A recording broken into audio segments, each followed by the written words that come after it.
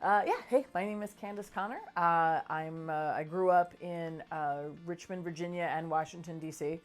And yeah, I've been doing art, some form of art, be it performance or visual arts, since I can remember. I started out doing graphic design, then photography, and then I've been doing performing arts since high school, just off and on. The art that I have been doing recently, I call secondhand art. And what basically that is, I guess technically the term is mixed media artistry or mixed media art. I call it I glue stuff onto things. I do, basically I find things around thrift stores, estate sales, on the streets, anything that is not bought at a store. I will create pieces with. I've been creating canvas prints or flat pieces with them. I've been doing notebooks recently, and then recently I started doing some sewing projects that have gone into frames. I'm also a framer, so I've combined making art and actually doing creating artwork with the frames itself too, so that the entire piece is both the frame and the piece. I got started doing this. I feel like I've always been addicted to secondhand arts, as I call it. Ever since I was a kid, like I remembered going to yard sales and places like that. And then when I had my own money, I went to yard sales much more often. I learned what thrift antique stores were and estate sales were and all that good stuff. And I think the person, I don't know the name, but I do remember the art piece that I was inspired by. It was actually in college. I was getting my degree in advertising, and I was at the Hirshhorn Museum down in DC, and it was a room installation, and all the walls were covered with this black material. And on the material were pieces that this woman found on the street, and she adhered in a really nice. She culminated and adhered in a really nice way. All of these pieces. So when you walked into the room, you saw what you would normally see on the streets, like bits of plastic, no gum or anything like that, but like, any really cool broken bottles, any cool looking glass, some plastic toys are on there, hair knockers, things like that. And that piece, again, unfortunately, I don't know the name of the person, but that piece stuck in my mind, and still is in my mind. And what am I? I'm 37, so 20 years later. So yeah, that's I think where my obsession with gluing things onto things started. And then it just went from there. And I haven't been doing, up until COVID, I hadn't really been focusing on secondhand art as much. Like, I enjoyed it. But unfortunately with COVID, my side job, my photography job shut down. So I fortunately had more time to work on it. And so unfortunately because of COVID, I've been able to work on my pieces more. So when I start doing art, so focusing on the secondhand pieces, what I do is, so I'm, as all secondhand addicts do, I'm always collecting. And I actually have a list of my artistic to-dos, whereby I'll say, I'm first going to make a canvas. I'm going to make then a notebook. I write down like what I want the actual vehicle to be. And that helps me focus, because if not, I'm going to buy everything or find everything and pick up everything I see. In talking about a specific piece that I did, I actually recently worked on what I call trash art. And what I do is, it's very similar to other pieces that I work on.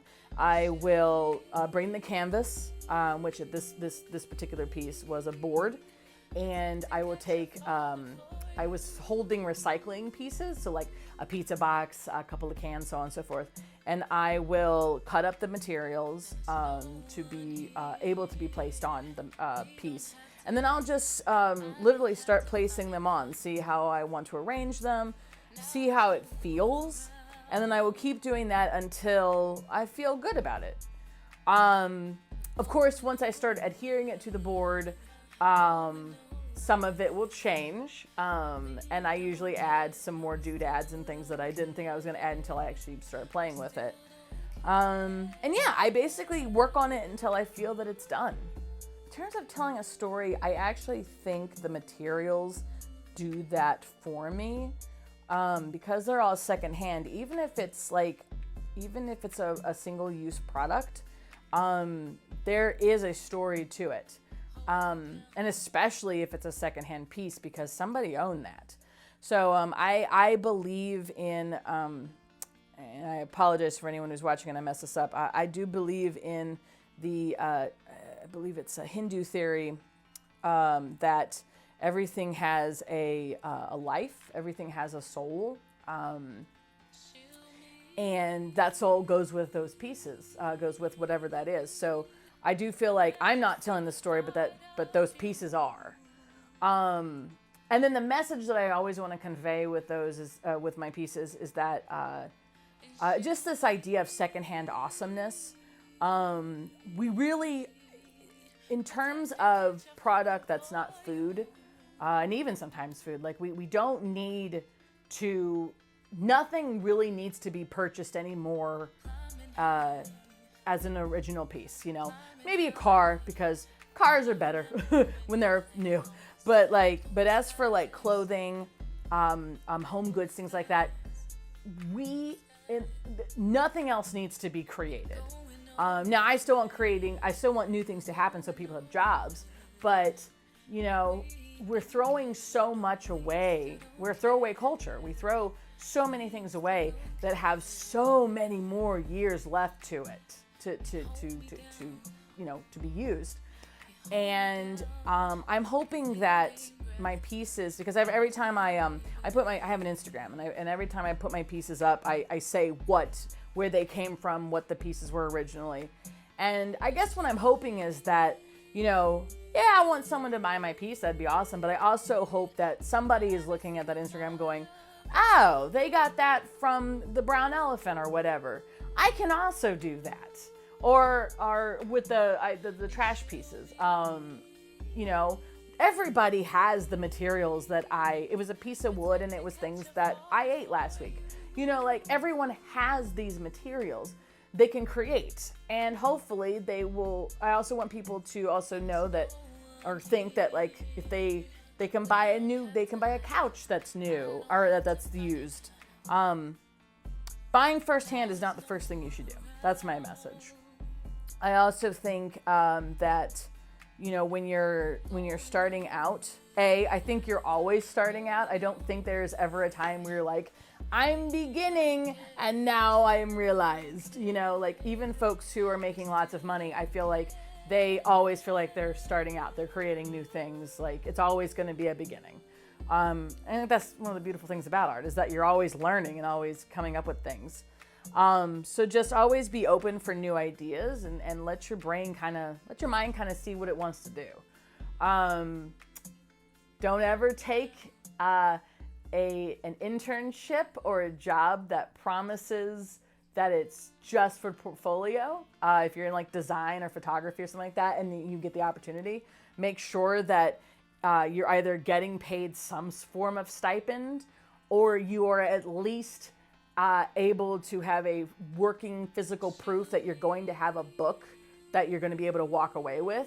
Don't let anyone tell you that it's that you're getting paid an experience, because that is a lie and the biggest problem in all of the arts community. And I mean that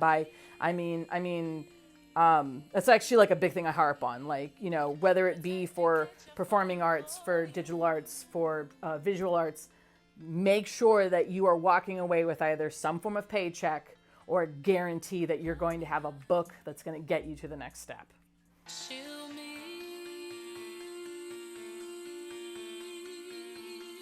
from every single thought of you.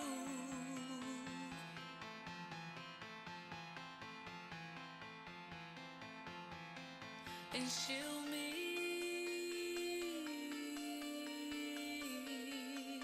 protect and catch you falling for you.